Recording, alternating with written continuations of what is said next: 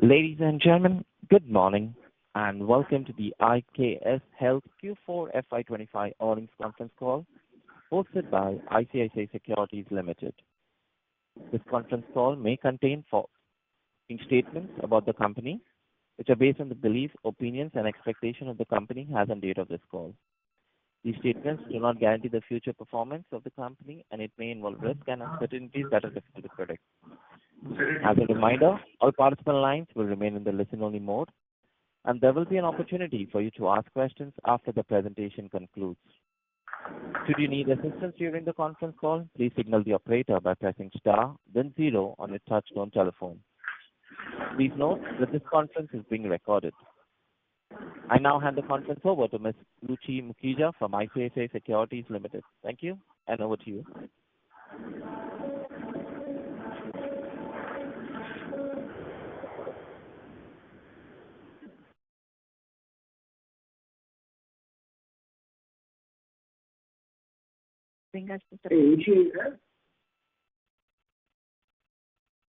Ruchi, please go ahead. Am I audible? Yes, you're audible. Yes, you're audible.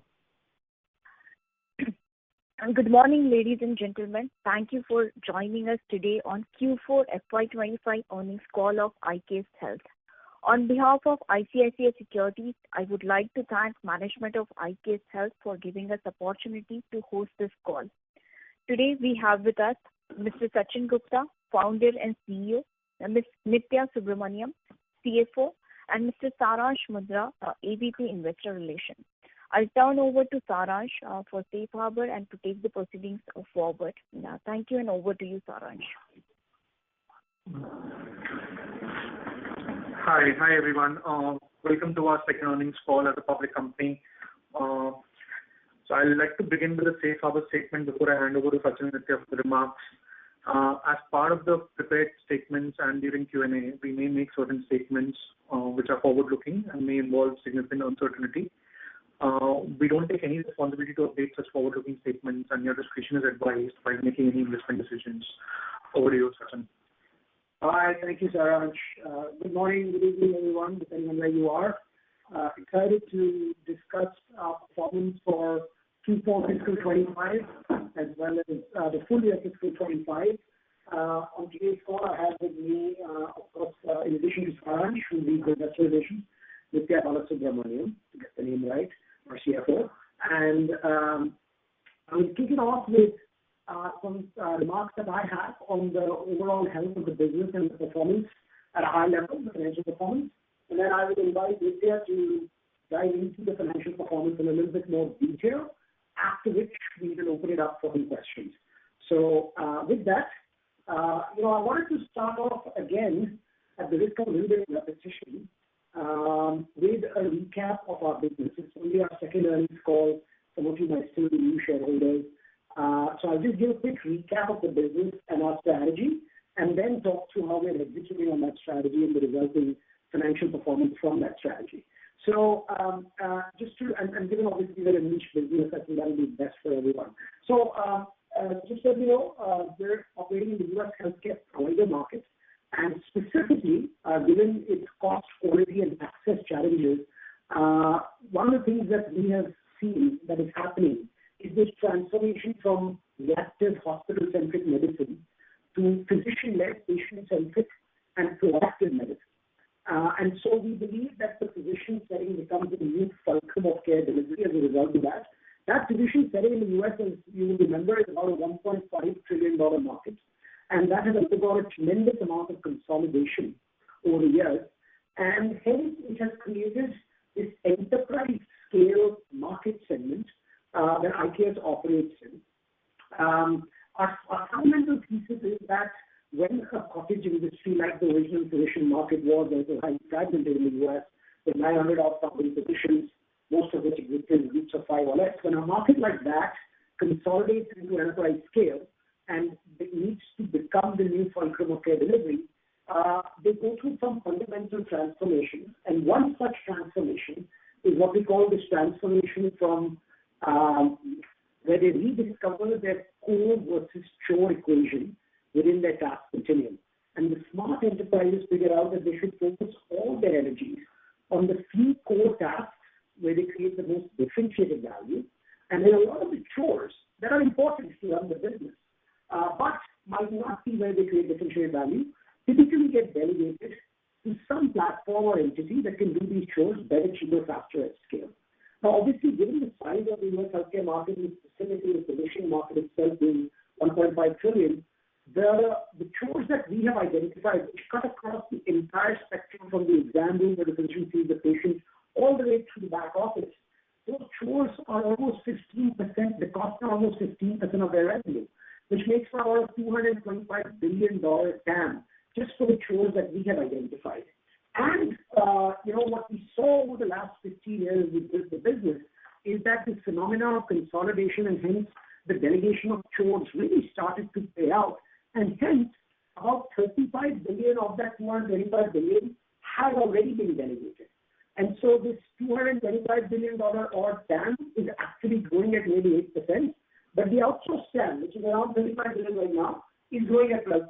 And that's really that outsourced TAM, or the concentrated or the consolidated segment of that outsourced TAM, is really what we are addressing. One of the points obviously to remember is our right to win, right? Now, in a market which is as large as $225 billion growing at 8% or 34 billion growing at 12%, obviously a lot of players come in because they want to share of that pie. Now, what happened though, unfortunately, is because the size of the TAM is so large, a lot of players that have come in are really point solution vendors, as I call them. So they've decided to focus on one or two or maybe in some cases 4 or 5 of these chores. And our thinking was that as the market matures, buyers will realize that they can't be in the business of buying 10, 12, 14 point solutions, integrating them. And so our vision was we will create a platform that has the full breadth of these 16 odd chores. And eventually, buying behavior will graduate more and more to that platform buying behavior. And so, having said that, because that buying behavior is a sort of graduation curve, today we have to live in the duality of certain buyers that still are buying more point solutions, and then early innovators that are starting to demonstrate the platform buying behavior. And that becomes a very important strategic execution predicament for us. Just in a couple of minutes, I'll lay out 5 key strategic execution pillars for ourselves. One of those pillars, as a result of this dynamic of buying behavior, where some are buying point solutions and expanding, whereas others are now starting to buy platform, we have to execute in a way where we are leaders in each of the features of the platform, so we can win in the point solution buying behavior, as well as we are, of course, the only company in the world perhaps today that it has a full breadth of the platform. If you can go back to the previous slide, that's a high-level overview of the marketplace. Let me now talk a little bit about the 5 key strategic pillars with which we are executing in this business, right? And so the first and foremost pillar is that we are moving to an AI-led, AI-native manifest of this platform. And so, I've always spoken in the past about we started in a human-led tech-in-the-loop model, and we've gone from human-led tech-in-the-loop now starting to go to tech-led human-in-the-loop. But with the pragmatic use of Gen AI, we now have another set of evolution happening rapidly, which is going from tech-led and human-in-the-loop to fully autonomous technology for certain features. So that's going from human-led tech-in-the-loop, in some cases to tech-led human-in-the-loop, but in many cases to fully autonomous Gen AI-enabled execution of features is one of the most important strategic execution pillars for our strategy going forward. That's number 1. Number 2, as many of you will remember, we acquired a significant size business called Acuity in the third quarter of FY2024. And when we acquired Acuity, we had to execute on that acquisition in 4 key dimensions. One, of course, given the size of their business, which is almost similar to our business at that time, we had to integrate this into one core organization that came across as a platform in the market. So that, I'm happy to note, we executed really well on that, mostly through FY25. That was one of the big focus areas of FY25. The second piece was, as you remember, Acuity was a very human-led, US-based headcount execution model, and hence it presented a huge margin optimization opportunity. And one of our key vectors of execution within the Acuity acquisition was getting their margins. If you remember, our pro forma margins in FY24 when we acquired Acuity had gone to about 24%. And the idea was that as we transform Acuity's operating model, we'll be able to get our blended margins to the early 30s over a period of time. So that was something that we knew we would execute on through most of FY25 and then, of course, some going into FY26 as well. The third key vector was this Acuity's 450 plus large enterprise scale clients. There was a big opportunity to cross-sell the various features of the IKS platform into the Acuity install base. Remember, we had 16 features in our platform. Acuity barely had about 3. So created a whole cross-sell opportunity. And that obviously, that execution had to be started in late FY25 and really will start manifesting also FY26 onwards. And then last but not the least, another important vector was in addition to 450 clients that Acuity had, they had another nearly 250 clients that were not those consolidators, enterprise scale clients. And as you know, the cost of servicing small clients and is almost as much as servicing large clients, and they don't yield good margins. So the idea was through FY25 and FY26, we would cut a lot of that scale of Acuity customers, which I'm happy to report also is something that we've executed fairly well on in FY25. From the time of our acquisition, where we had 850 plus customers, now we are down to, as of March 31st, 2025, about 700 odd customers. Still some ways to go in FY26, but that's the vector that we have executed well on in FY25. So that's the strategic pillar number 2. Pillar number 1 is the platform from human-led to autonomous in some cases and tech-led in some cases. Pillar 2, get all the elements of the Acuity acquisition correct. Pillar 3, execute on this thesis of being number 1 or 2 or 3 in each of our 16 features, even as we are executing on building the platform. That requires us to establish leadership in each of the features and prove that leadership through analyst rankings. We are typically focused on class, black book, Everest, and reference. And so I think we've made significant progress along those lines in FY25, and I will talk to that third pillar. The fourth pillar, obviously, is the growth strategy. On the growth strategy, I just want to clarify, there are essentially 3 market segments that we are operating in. Large health systems, mid-sized health systems, and independent physician groups that could be private equity owned or sometimes they are public companies as well. And in those 3, we have a differentiated go-to-market strategy. Large health systems, the buying behavior is still very, very rigid on point solutions. So there are strategies we will continue to orchestrate a land and expand strategy. We will establish leadership in our features and sell those features as the point of entry to those large health systems and then expand from there. In mid-sized health systems, I think we're already starting to see a graduation from point solution buying to platform buying. So there our strategy will be, go-to-market will be much more platform-oriented. And then very interestingly, in the PE-led platforms or even publicly traded platforms, we're starting to see more and more appetite for the platform buying. So just keep this in mind, 2 of the 3 market segments, mid-sized health systems and independent physician groups, we will see more and more of a platform-driven go-to-market. In large health systems, we'll still have a more land and expand type of strategy. That's our 4th key strategic pillar, which is our growth strategy. And the 5th one is that slowly but surely, we will continue to move more and more to an outcome company.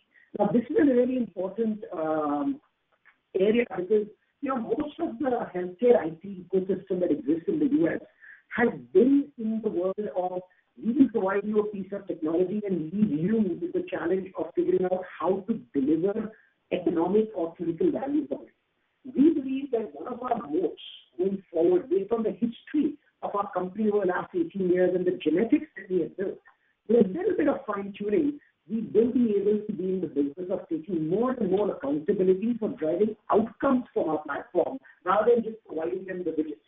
And that is a gene pool that we are now starting to hone and build, and that becomes the 5th key strategic pillar of our execution approach.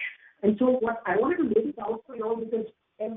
earnings call, I will now refer to these 5 pillars of execution so that we can relate to them and understand what is working. And if we have to pivot on any of them, we will talk about that. So with that said, let me just quickly talk about our execution across these 5 pillars and put it in the context of numbers very quickly. First, of course, let's just go to our feature cluster platform view. And I'm happy to note that we've actually made significant progress in that transformation from both human-led to tech-led, but in some cases tech-led to autonomous Gen AI enabled. If you look at the chart that Param was flashing, you'll see Scribble is now, we have a variant of Scribble called Scribble Now, which is a fully autonomous ambient listening scribing technology built on GPT-4 and in the market now. With Scribble Now, we now have the most comprehensive range of clinical documentation solutions for physicians in the US, meeting physicians where they are in their journey of using clinical documentation, all the way from transcription, dictation-oriented transcription solutions to fully autonomous ambient listening technology. We've also made significant Gen AI-enabled progress in our coding feature, which is a very large feature in our platform. We already have the autonomous coding piece figured out for at least 2 very significant specialties, medical specialties, and we'll continue to progress that rapidly, having figured out how that technology works and having the access to mature that technology based on all the data in our progress. So, significant progress towards autonomy in coding. Massive progress towards autonomy in another very important feature, which is patient credential clearance, which is essentially built around prior authorization. Many of you must have heard prior authorization for care that patients need is a very big challenge in the US. Often, lack of prior authorization leads to care not being allowed for patients. Critical care not being allowed in some cases for patients. And so it's a huge burden for physicians to prove that the care that they are about to provide to the patient or recommend to the patients is actually needed for their condition. So we've actually built a very exciting autonomous technology called Eve that actually addresses that problem. And then there's been a whole bunch of progress from a Gen AI perspective in certain features of our revenue cycle feature cluster within our platform, where a lot of progress has been made in the denial prediction and prevention dimension, because revenue cycle is garbage in, garbage out. The more we prevent at the front end, the less work we have to do at the back end, and our denial prevention strategy is a very, very important part of that. And then, of course, we've also been able to make some progress from a technology perspective and a Gen AI perspective in predicting patient behavior and differentially nudging patients both to improve clinical outcomes and financial outcomes. So that's been some of the progress on that key vector of moving from human-led to both tech-led and autonomous enabled through Gen AI. What does this do for us? It does 3 things. It fundamentally improves the scalability of our solution. It improves the velocity at which we could scale. Because imagine like a deal like, a platform deal that we would do. In a pure human-oriented model, it might take us 6 months to implement the platform. In an AI-oriented model, we might be able to implement the platform in 3 months across all the features. So scalability, velocity, and then of course, margins continue to improve as a result of more and more tech deployment. So tremendous progress in that strategic vector. I will talk about our progress in the other 4 strategic vectors more in the context of our actual financial numbers. So let me provide a high-level overview of our financial performance for the fiscal quarter 4 for fiscal year FY2025. I have to say that I think we've had a tremendous performance quarter that gives us a lot of excitement going into the future. For fiscal quarter 4, we're happy to report a 17% year-on-year growth in revenue, coming in at about 724 crore rupees. In addition to this performance, it's important to note that this 17% growth is in spite of the headwind of cutting the acuity customer base. Remember, we've taken that from 850 total customers to now 700 odd. It also withstands the loss in revenue per customer that happens as we transform the acuity margins. because obviously we incentivize customers to transform the model from a pure US-based headcount model to a tech-led, in some cases, a Gen AI autonomous tech model supplemented by offshore human capital in India.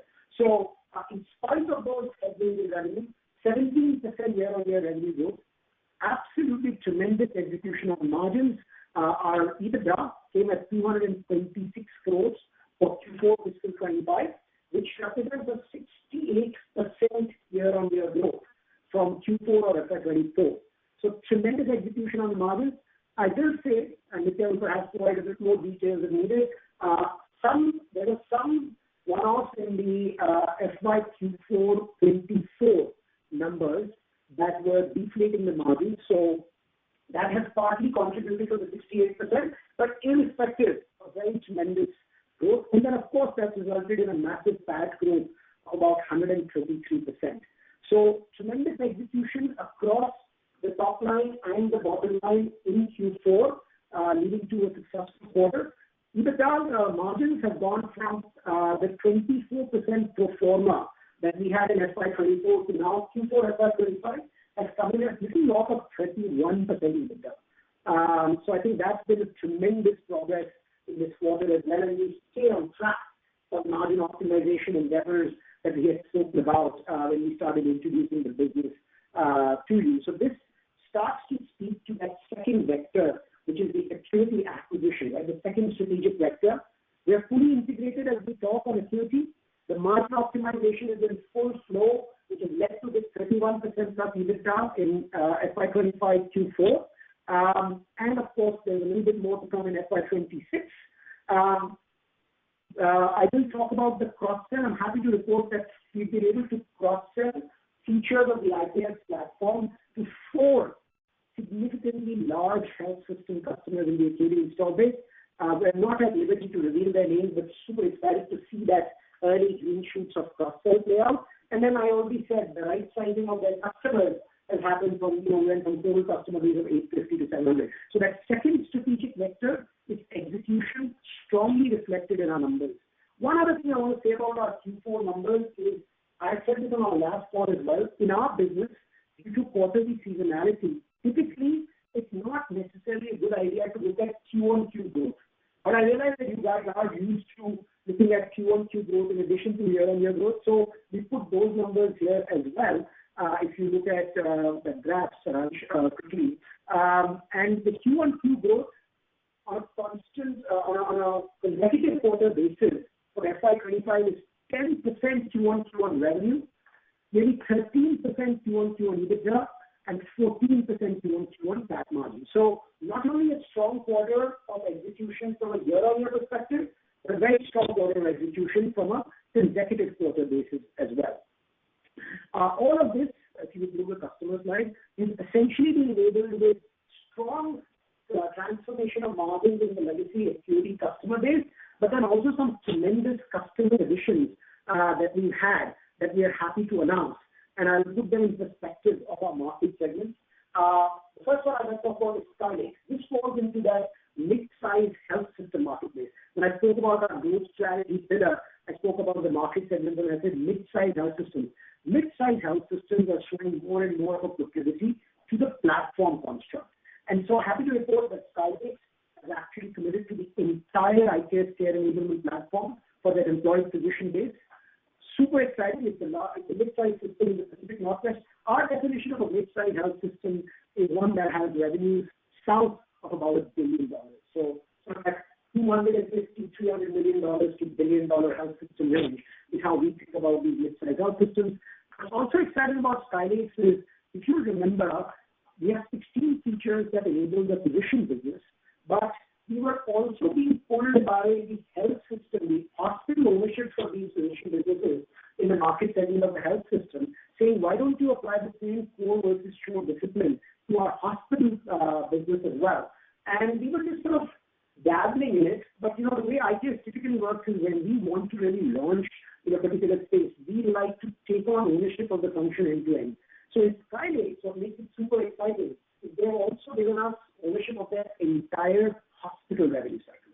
Now you'll see that in the hospital RCM space, there are many vendors that do point solutions AR follow-up or patient AR. With Filings, we have responsibility for the entire hospital life cycle, in addition to the manifest to the full care enablement platform in their employed physician base. Important to note that if they're able to manifest and grow this business effectively in the hospital RCM space, that actually expands that $225 billion TAM by another maybe $50-odd billion, which is the hospital RCM TAM. So super excited about Filings. Reflects that strategy that we have around mid-sized health systems proclivity to buy more and more of platform deals. Second exciting deal, Western Washington Medical Group. Already an RCM customer of ours, independent medical group in the Pacific Northwest, also has embraced the full manifest of the IKS Care Enablement Platform. Again, well in sync with our strategy, two segments of the market showing proclivity to platform constructs, mid-sized health systems, and independent medical groups. It will be private equity owned, it will be publicly traded. Western Washington, fine example of that. Third, super exciting win, Platinum Derm, another private equity owned dermatology platform, maybe the number 2 largest platform for dermatology in America. Also was an RCM customer originally, and now they've embraced the full breadth of the IKS platform that will be implemented there. A very important win also, Ortho New York, that really starts to put us in the orthopedic specialty, which is also going through massive consolidation, and they've embraced our revenue cycle platform and are also doing some innovative things here with us in the patient engagement hub feature of our platform. And then last but not the least, a massive win for us with GI Alliance. This is a $2.5 billion plus company that employs 1,000 plus digestive health physicians. Again, $2.5 billion plus in revenue, the world's largest digestive health physician roll-up. They were recently acquired by Cardinal Health, which is a Fortune 50 company, for a cash consideration of nearly $3.9 billion. With that acquisition, Cardinal has also announced that they will be expanding GI Alliance's capabilities into other specialties like urology. And, the idea there really is for us to become the de facto RCM execution platform for all of their endeavors across all of their specialties. So really, really marquee and exciting set of wins that again talk to the strategy that we have for growth, where mid-sized systems and independent groups are showing more and more proclivity to buy platform. Large health systems still continue to show more point solution behavior, which is why I'm also happy to report, like I was saying earlier, that 4 of our customer wins have been really we've been able to cross-sell our RKS platform to 4 of the acuity customers. Last but not the least in my remarks is if you go to the execution that we're having around being a leader in each of the features versus building the whole platform. And that really happy to announce that Black Book has recognized us. I'm going to go to the next slide. Black Book has recognized us as the number 1 player in AI-driven RCM solutions, medical documentation, and medical coding. And then, in addition to that, KLAS continues to recognize us as the number 1 player in transcription, but they've also indicated that they will collapse all of the variants of critical documentation into one category. And if they did that, I think we emerge naturally as one of the leaders in that space. And then, of course, from a hygiene perspective, we continue to advance all our security-related controls through the high-trust R2 certification. So all in all, a very, very exciting and successful execution quarter that I think encapsulates all the hard work that the teams have been doing. At a very high level, I will touch upon FY25 before I turn over to Nitya. FY25, if you could go to that slide for FY25, a year of strong execution, 47% year-on-year growth in revenue that has led to nearly a 50% year-on-year growth in EBITDA. Revenue came in at 2,664 crores, resulting in a 791 crore EBITDA that then created a 486 crore PAT, which was a 31.2% year-on-year growth for FY25. Obviously, the PAT growth is a little muted relative to the EBITDA growth because of 2 reasons. One is the interest that came on the debt that we had taken on to acquire Acuity, and second is the amortization of the intangible assets that came with the Acuity transaction. So Again, to sum it up, strong quarter of execution FY24, FY25 Q4, resulting in a pretty strong year. Good execution across each of those 5 strategic pillars that we will keep talking about. With that, I will turn it over to Nitya. I have one other remark to make after Nitya finishes, right at the end, but with that, Nitya, over to you. Thank you, Sachin. Saransh, if we can flash slide 15. Yeah. So we have, I think Sachin provided you enough color on revenue, so I'll talk a little bit about the expenses. If you look at, I'll start with Q4 commentary and then give you a bit more color on the full year as well. If you look at employee benefit expenses, which tends to be our largest expense item, you will actually realize that we have been able to reduce that significantly both year-on-year as well as quarter-on-quarter. If you compare it to Q3, this number was 57.3% as a percentage of revenue. From there, we have been able to bring it down to 51.8%. And if you compare it to Q4 of last year, that number was 60.8%. We have actually been able to grow revenues despite the reduction in headcount. Headcount, you will note that we were at 13,241 at the end of last year. From there, in Q4 FY25, we ended the year at 12,661. If you look at adjusted EBITDA, which excludes ESOP cost, that's still at 32.8% for the quarter. EBITDA, as Sachin had mentioned, still at 31.2% compared to 30.5% in Q3, a 70 basis margin expansion. And if you compare it to Q4 of last year, that number was 21.7%. The significant expansion compared to last year is being driven by 2-3 different factors. One was, of course, there was a little bit of a one-off in the base, which was towards the integration and acquisition costs when we were acquiring Activity last year.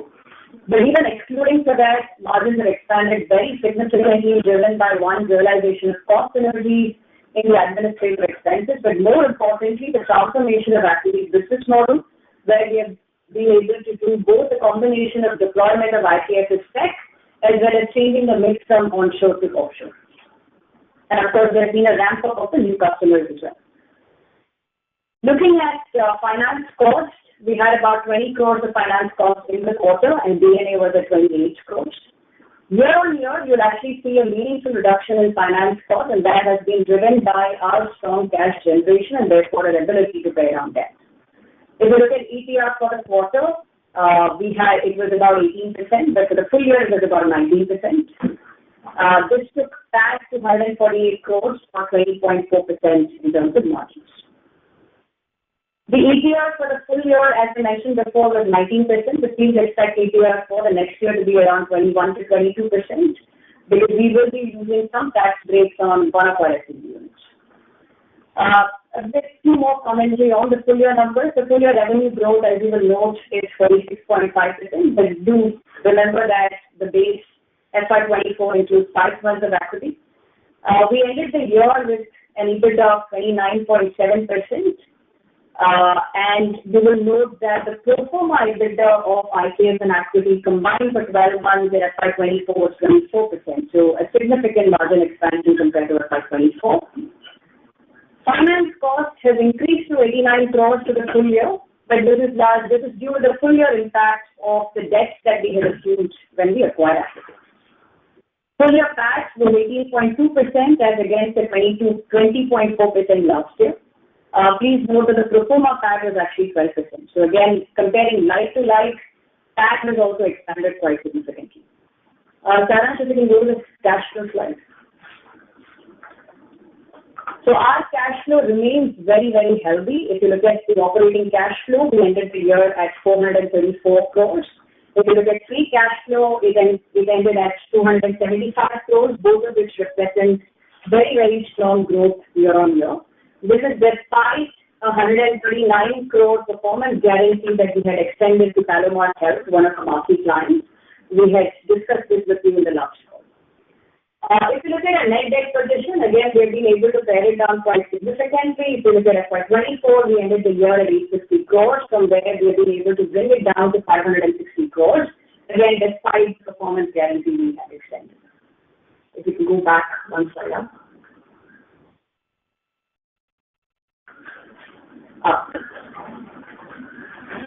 EPS. So EPS for the full year was 29 rupees, and return on equity remains healthy at 27.2%.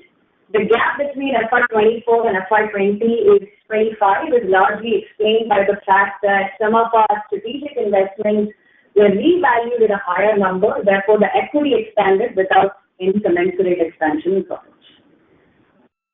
I will stop my remarks here and hand it over to Sachin. Thank you, Nitya. Appreciate all the details.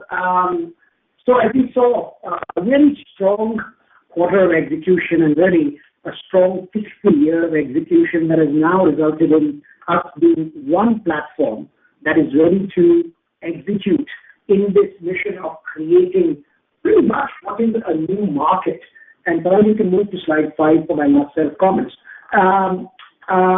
I want to end with saying that it's really important to also recognize what's happening in the market. In addition to talking through the numbers, my other two objectives from this call was to lay out the 5 pillars of our execution strategy for you so that we can continue to refer to those pillars and build a consistency in our dialogue. And the second was this whole conversation around making sure we calibrate on what's happening in our market from a competitive perspective. Just to put it in perspective, there's been $45 billion of equity investment from 2021 to 2024 in this larger healthcare IT landscape, this $222 billion TAM, or now the $275 billion TAM with acute RCM coming in, as well as the $35 to $40 billion TAM that's already outsourced, that's growing at 12%. Important to note, what are the key characteristics of this investment of $35 billion? Most of it has gone towards what I call point solution companies.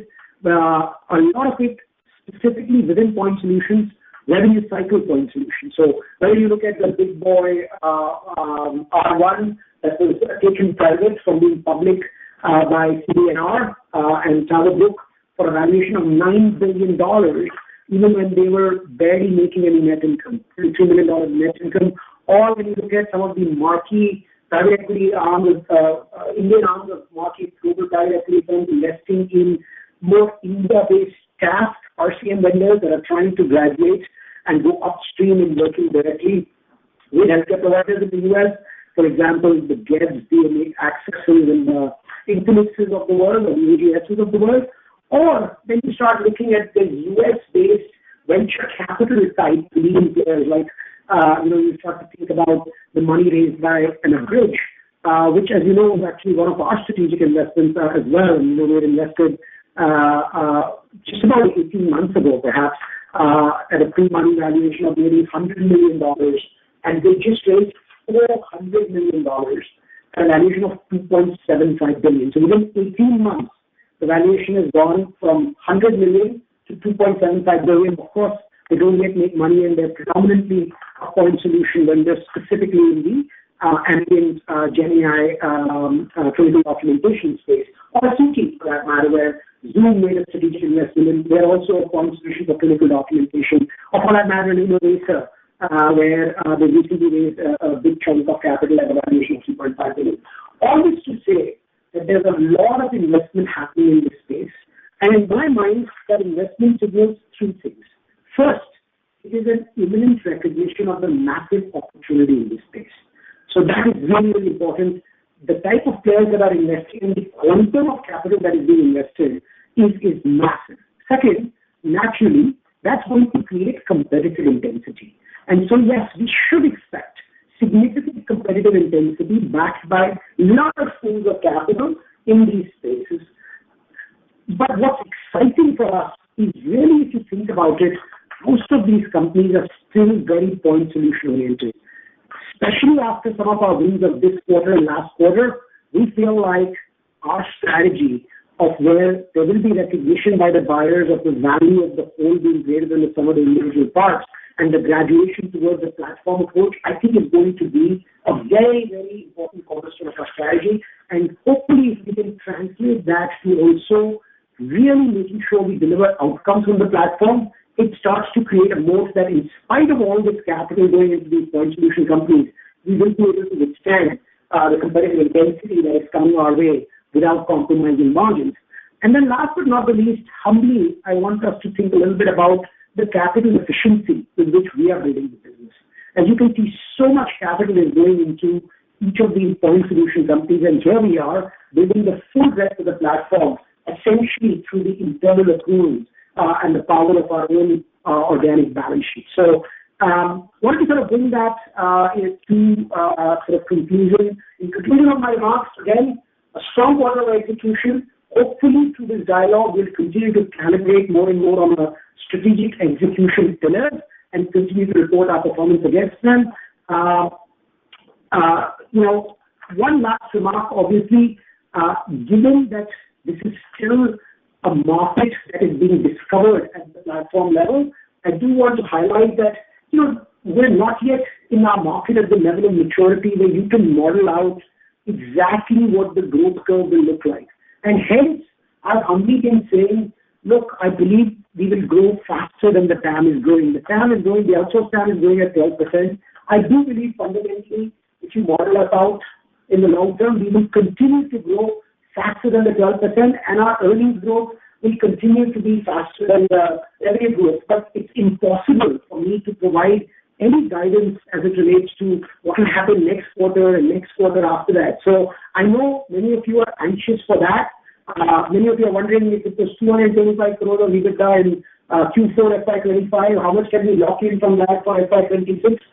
I just want to highlight that it's not a mature enough market that I can give you that type of guidance, which is why I will continue to refrain from giving guidance about future performance. And if you could please keep that in mind as you ask questions. With that, thank you for your time and attention. I will turn it back to the operator for questions. Thank you. Ladies and gentlemen, we will now begin the question and answer session. Anyone who wishes to ask a question may press star and one on their touchtone telephone. If you wish to remove yourself from the question queue, you may press star and two. Participants are requested to use their handsets while asking a question. Ladies and gentlemen, we will wait for a moment while the question queue assembles. The first question comes from the line of Ruchi Mukhija from ICICI Securities Limited. Please go ahead.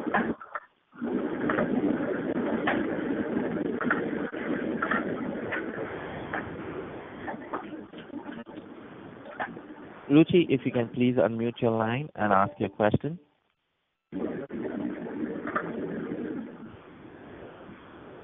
Since there is no response, we move on to our next question, which is from the line of Sameer Shah from ValueQuest. Please go ahead. Yeah, hi. Congrats, great numbers. First question is if you would like to address the United Healthcare news flow and the impact that it would have on our company. And second, these large deals that we have signed, typically, when do they, what is the kind of ramp up time that they would take? Actually, thank you for the question and your compliments. Appreciate it.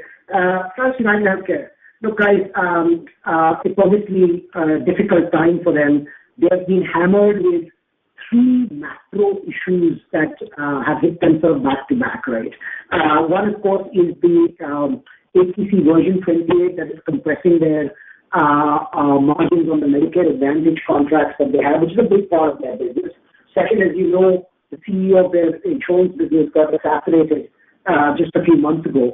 And third, they have this big security issue with Change Healthcare. So I will tell you that there are not many other companies in the world that can withstand three such back-to-back events that come at them in such dramatic fashion. Having said that, they are still the world's largest commercial health insurer. They, I think, have something like 60 million American lives insured, just to put that in perspective. And, the reality is IKS's relationship with United Healthcare is through Optum Health, which is about a $110 billion subsidiary of United Healthcare, which employs 50,000 plus physicians, the world's largest physician employer. And we obviously are building our care enablement platform for Optum Health. And remember, our care enablement platform works at the on the non-discretionary spend, on the OpEx. And so our platform is all about creating more financial value from the OpEx that they're already incurring. So if you look at what's happening with us over the last 18 months, where they've been hit by these three dramatic events, I think our business with Optum Health has grown at least 25-30%, if not more, over that duration. So without going into any speculative thinking about what might happen when CEOs change, look, the business isn't going anywhere. It's the world's largest commercial health insurer. It has too many lives that anything's going to go wrong. It's not like they don't make money anymore. They make money, but they make less money than they used to because of industry headwinds that they are facing. And so they're having a big valuation decline. And in a country like America, big valuation decline means, CEOs have to take the hit. And so that's really what is happening. Our relationship has only grown over this period, and we have no reason to believe, based on the nature of our relationship, that this headwinds that they are facing create anything but tailwinds for us. Now, again, I don't want to be speculative, but I will tell you that from everything I am able to see rationally, taking the emotion out, the Optum Health relationship looks very, very strong for us going forward. The second question you have, Sunil, is as it relates to the ramp-up of the new strategic customer that we have signed. I will say, Sunil, typically what happens is full platform execution takes somewhere between 4 to 7 months, give or take, depending on the size of the customer. And if it is one feature that we are implementing, typically that can come through in about 3 to 4 months. So that is the way to think about how these ramp-ups happen. And, obviously, depending on which feature it is, how much tech intervention there is or not, some of this timeline will be accelerated or not. But generally, those are sort of good benchmarks to keep in mind as it relates to ramp times due to implementations. Super. Thanks. I'll join the queue. Thank you. Thank you. The next question comes from the line of Srivatsan Ramachandran from Avendus Spark. Please go ahead. Two things. You mentioned about the changes that are happening in the industry with some of the private equity capital and changes, right? This coupled with AI, how do you see? Because the biggest difference from a business model point of view has been the outcome/output-based pricing model you've had. Do you see customers or competition kind of changing this, offering other options which wherein the benefits of technology and technology improvement stays with the client and moving with a strategy? Any big market changes you change because of these two changes that's happening in the market? So thank you for your question. I appreciate it. Look, like I was saying, when there is this much capital being put behind point solutions, and there is a democratization and acceleration of the development cycles due to something like AI, obviously at a point solution level, the competitive intensity is going to go up. Which is why, if you remember, one of our key pillars of our strategy is that we want to continue to strive to be number 1 or 2 or 3 in each of our features, while we are the only company in the world building the full breadth of the platform. And I think that really is addressing that issue, right?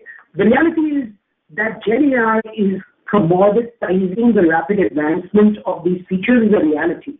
Our alpha from that perspective is deep customer relationships that give us access to data and context to mature the GenAI faster than some of these new competitors, even no matter how much capital they have. That continues to be an advantage for us is the deep, think about it, right now, GI Alliance, it's the world's largest installation of GI doctors by a long way. Like the number 2 player is probably not more than 300 or 350 doctors. These guys have more than 1,000 doctors. Now think about our ability to build the care enablement platform for GI better than no matter anybody else that comes in with large amounts of capital. We naturally have an advantage, whether it is at a feature level for GI specialty or at a platform level. So I think absolutely we should expect more competitive intensity. We should expect more players at a point solution level.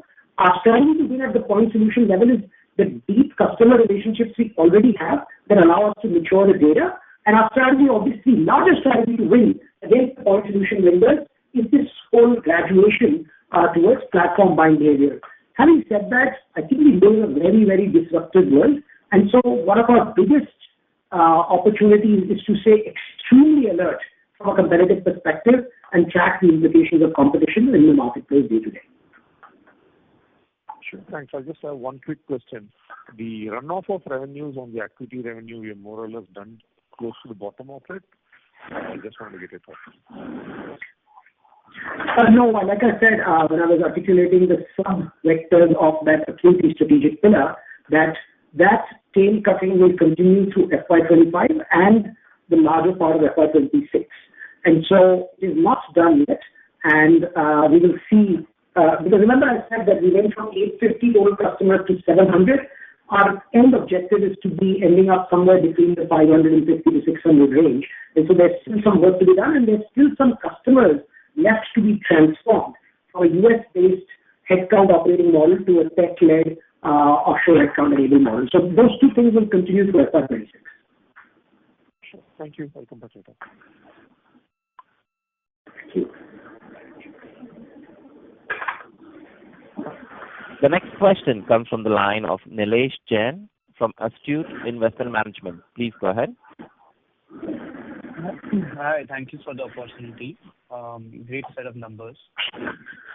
My first question is, I wanted to understand your strategy on your top 10 clients. If you look at your top 5 clients, they do average revenue of around $15 million. I want to understand the potential for those top 5 clients, and what is your strategy to further cross-sell or increase our wallet share there. And then on the next top 5 clients, wherein we do around $8 million average revenue. So how do we plan to grow these clients?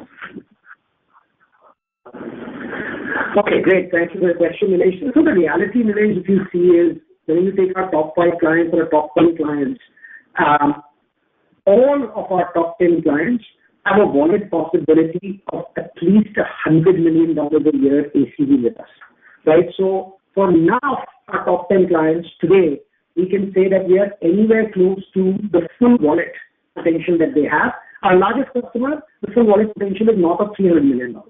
So the simple math, whether you look at top 5 or top 10, is to continue to manifest the land and expand play that we have with them. And the fact that the top 5 and the top 10 are growing is actually demonstrating the fact that that land and expand play is continuing to work out. Now, the other thing that's happening in that mix is we are now starting, because we are getting mid-sized customers and independent medical groups that are manifesting the full platform, that list of top 5 or top 10 is rapidly changing, and that's why you see some of those vintages of those customers changing in the deck, is that there are some new customers coming in with a full platform manifest that day one become a top 10. And so I think the top 5, top 10 is still a little bit immature. The way to think about it is we are nowhere close to full wallet share in any of our top 10 customers. Some we have more headroom, some we have lesser headroom, but there's headroom across all. And then the top 5, top 10 list, hopefully, if we execute well on our strategic vectors, is actually likely going to change over the next, say, 2-3 years, because if we keep landing more and more platform customers, they naturally graduate to that top 10 list faster than some of the other customers. Okay. Given it's dynamic. If you acquire, you might, like last year you acquired Palomar type, deal. So that would change the top 10 clients. So given how should we look at the growth on that side for your top 10 clients, and then obviously and then the rest of the clients, obviously depending how you cross-sell them. It is very hard for me to give you a way to truly model that. What I would model is every year 80% plus of our growth will come through expansion of existing customers, and under 20% will come through the addition of new customers. That I can tell you. But it's very hard for me right now in this relatively immature marketplace where there are so many dynamics, graduation from point solution behavior to platform behavior in certain market segments, full adoption of features by large health systems that we've traditionally not seen. It's very hard for me to give you how to model our top 5, top 10. I will just say 80% of every year's growth, 80% plus from existing customer expansion, and under 20% from new customer acquisition. Okay. My second question is, we have seen a good amount of reduction in your employee count by almost 450 employees from your previous quarter. So what is driving this efficiency, and how do we see the employee count grow, for the next FY26? So Nilesh, the way to think about it is Nitya has this statistic. I'll ask her to tell the specifics of it, where for FY20 to 24, our revenue grew significantly faster than our headcount. That non-linearity demonstrates the power of our technology-led disruption. And there are two vectors in our technology-led disruption, where we go human-led to tech-led, which is incremental reduction of headcount for the same solution. And then there's human-led to fully autonomous, where the disruption of headcount is significant.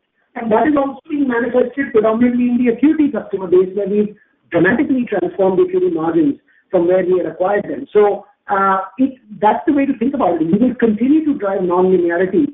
We have, remember now, I think about 460 odd technologists that are writing a lot of this proprietary technology. We have a GenAI Center of Excellence that is producing a lot of this technology. And so that trend is going to continue to happen. If you have that statistic. So the employee count reduction you're seeing, Nilesh, is predominantly driven by the fact that we've been able to deploy both IKS's technology as well as the transition between onshore and offshore. If you look at legacy IKS, what we have been able to demonstrate in the past is non-linearity between revenue and employee count growth. If you go back and look at FY20 to 24, our revenues grew about 25%, and in the same time frame, our employee count grew only 10%. So as we tech technology, and I think Sachin's mentioned several times before, it remains a very high priority for us, and we continue investing there. And therefore, we hope to do as much or better in terms of our ability to drive faster revenue growth with lower employee count growth in the future as well. All right. Okay. Just now, a last question, a broader question on the industry. Like you mentioned, majority of the private equity players have been acquiring point solution-based companies and focusing on the RCM side.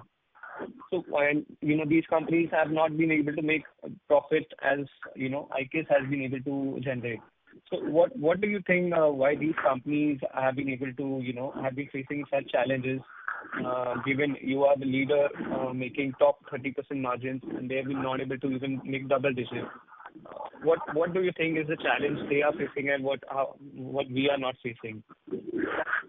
So Nilesh, I will try to refrain from commenting on what they are not doing right.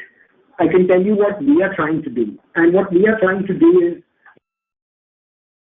that IKS built a business model where our pricing was outcome-based, right? We get paid as a percentage of the customer's revenue.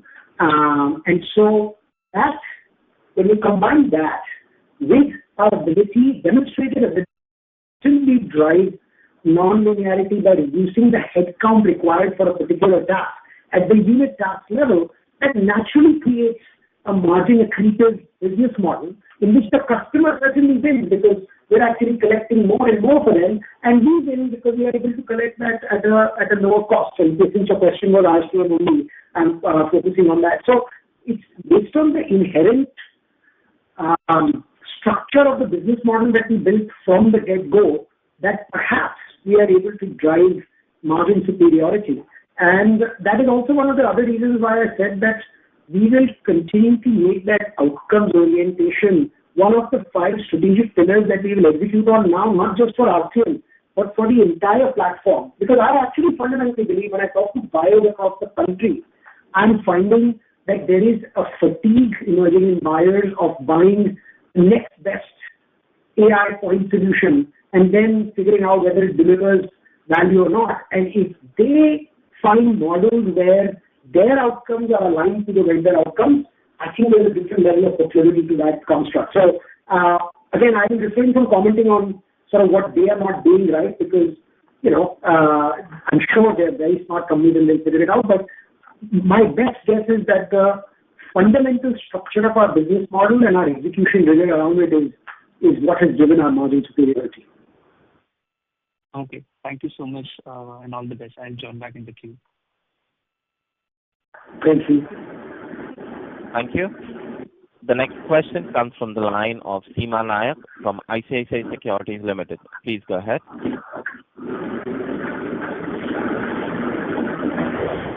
Okay. My question is more towards the sector. So what percentage of our revenue is from Medicaid, and how does the reduction in the Medicaid spending impact the provider ecosystem? Yeah, great question. Thank you. Please understand that our customers tend to have a fairly healthy payer mix.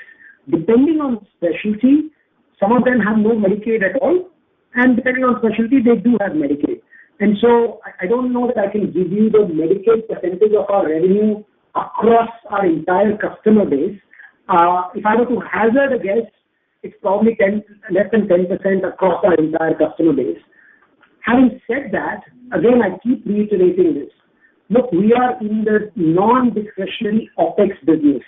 So when reimbursement per unit of care is cut, which could be, first of all, to understand the Medicaid policy, they are not cutting let's say that today the government reimburses $100 per unit of care for Medicaid.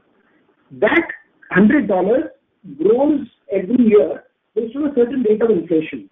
What the government is saying is, if it was growing at 4% a year, they're going to reduce that growth from 4% to 2%. So first of all, on an absolute basis, that the reimbursement per unit of care is still going to grow. The growth will contract. And second, when the reimbursement per unit of care is not growing as fast, and their costs are still growing dramatically, it actually puts more pressure on the customers to adopt our model further. So from my perspective, I don't look at the Medicare growth contraction, not Medicaid contraction, but the Medicaid growth contraction. I don't look at it as a headwind for us. And of course, it's a small percentage of our overall payer mix. But nevertheless, tomorrow the same phenomena is being faced in Medicare physician fee schedules as well. And in my opinion, that's an imminent tailwind for us.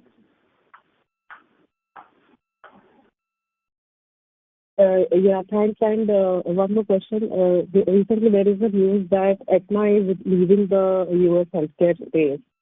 So does that affect us in any way? I'm sorry, I couldn't catch that question, ma'am. Can you repeat that slowly? Sorry. So Aetna is going to leave the U.S. Healthcare insurance space. So does that affect us? No, not really. Okay. Thanks. I'll get back in the queue. Thank you. The next question comes from the line of Chetan Shah from Jeet Capital. Please go ahead. Yeah, hi.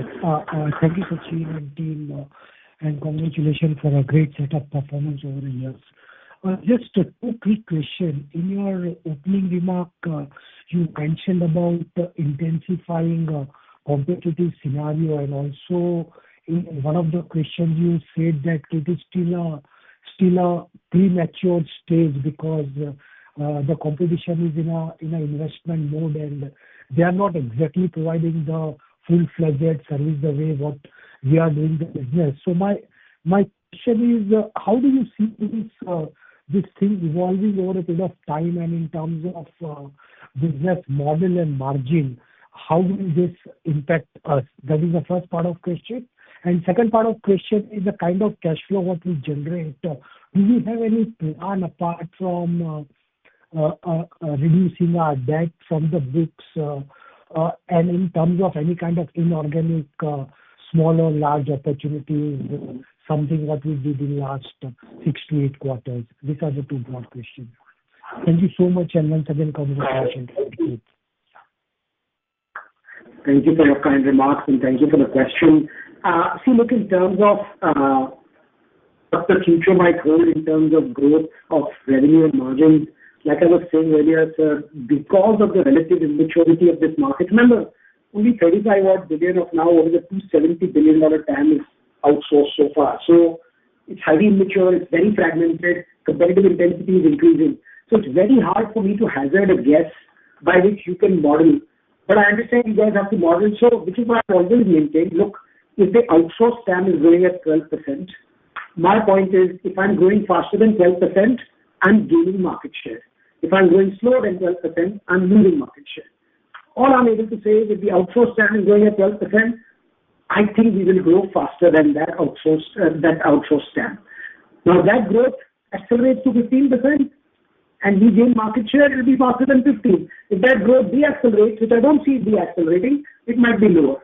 And then the other thing I want to tell you is, based on everything I am seeing, I have confidence that for the next several years, our margin growth will be faster than that revenue growth that I'm talking about. So our focus is on gaining market share versus trying to predict the exact trajectory of growth. And our focus is on continuing to prove the superiority of our model by having industry-leading margins that continue to grow faster than the revenue growth. So we're trying to keep our tune off that, sir. It's very hard to tell you what the revenue growth and profit growth will exactly look like. That's number one. On cash flows, great question. Look, I think if you see our 18 years of history, we are not a natural acquirer type of company. We are a very organic growth-based company. We did a very significant acquisition in Acuity. We have taken a good 18 months to digest, integrate. That's why we laid out the 4 key vectors within Acuity that we are executing on. We have perhaps completed execution on 2 of the 4 vectors. 2 are still ongoing. I think our stated strategy is not to acquire. Our stated strategy is to grow organically. We might have some uses of capital periodically in these type of unique outcome orientation deals where we might be able to participate in the outcomes that we create for our customers, thereby demonstrating skill in the game and driving that type of platform behavior. So those might be smaller uses of cash than a typically large acquisition. Also, just genetically, our leadership team is not very comfortable with debt. Even today, our debt is, 0.6 times, something like that, EBITDA. And, we would like to operate conservatively in a manner that eventually there is little to no leverage in the business. So, stated strategy, not acquisition-oriented. Never say never, but there might be some uses of capital in outcome-oriented deals with customers. Thank you so much, Sachin, for this. I'll come back in the queue. Thank you so much. Thank you. Thank you. The next question is from the line of Nilesh Jain from Astute Investment Management. Please go ahead. So, like last year we did Palomar type of deal wherein we made an upfront amount. Are we looking for any such more type of deals for FY26 or, in FY27 as well? Great question. Thank you for the question. See, if you think about the Palomar deal, shortly after the Palomar deal, we did another deal that I just announced called Skylakes, which is in that mid-size health system segment. And that Palomar deal, by upfronting the incentive, we created a precedent of a large mid-size health system embracing the full platform, which has already paid dividends not only in Palomar, but now paying dividends in the construct of Skylakes as well, because they got the confidence that another peer health system was able to, embrace the full platform successfully. And, of course, in Skylakes, we did not have to incentivize them with any sort of outcome orientation.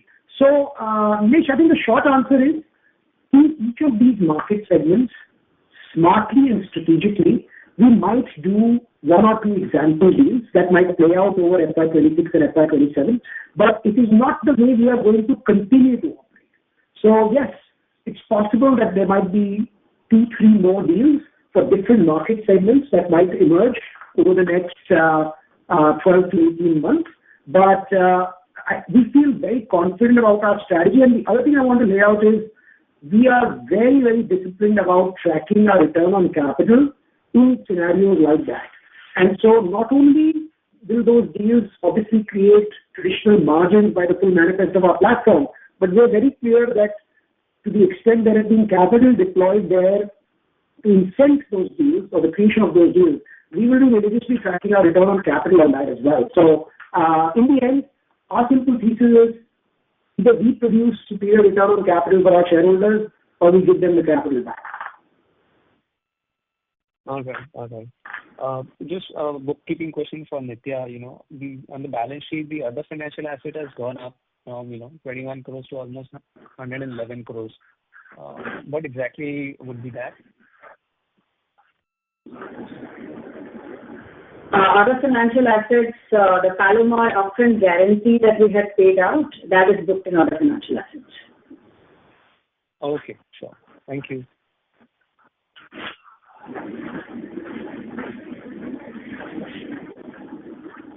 Thank you.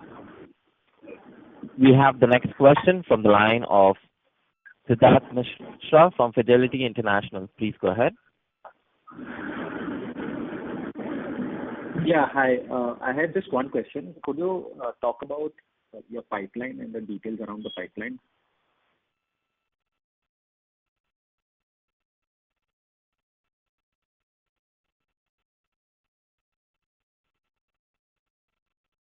Hello?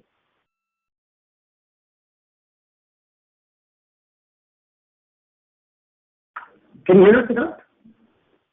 Yeah, I can hear you. Hi. Can you hear me? Okay. Yeah. So I think traditionally, thank you for the question, Siddharth, and your ages. You can hear us now. Traditionally, we haven't published our pipeline or the details, but I can say confidently that when we look at all of these three market segments that we are focused on, the mid-sized health systems, the large health systems, and the independent medical groups that might be single specialty or multi-specialty, might be publicly traded or private equity owned.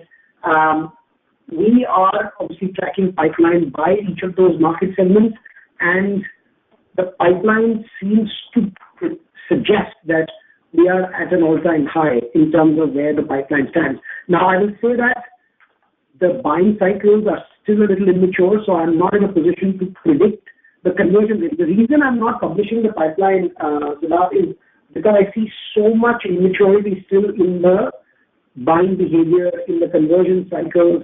And so as we start to get data that I think starts to make a little bit more sense, that can allow you to model conversion timelines and rates, we'll be able to talk a little bit more about it. But I will say that activity for us right now is at an absolute all-time high. Okay, thank you. Thank you. Ladies and gentlemen, with that, we conclude the question and answer session. I now hand the conference over to Saransh Mundra, AVP Investor Relations. Please go ahead. Thank you, everyone. Thank you for joining the call. In case of any further questions, please feel free to reach out to us. My email ID and the Investor Relations email ID is there on the press release and the link for the call. Thank you. Thank you. Thank you, everyone. Thank you. On behalf of ICICI Securities Limited, that concludes this conference. Thank you for joining us, and you may now disconnect your lines.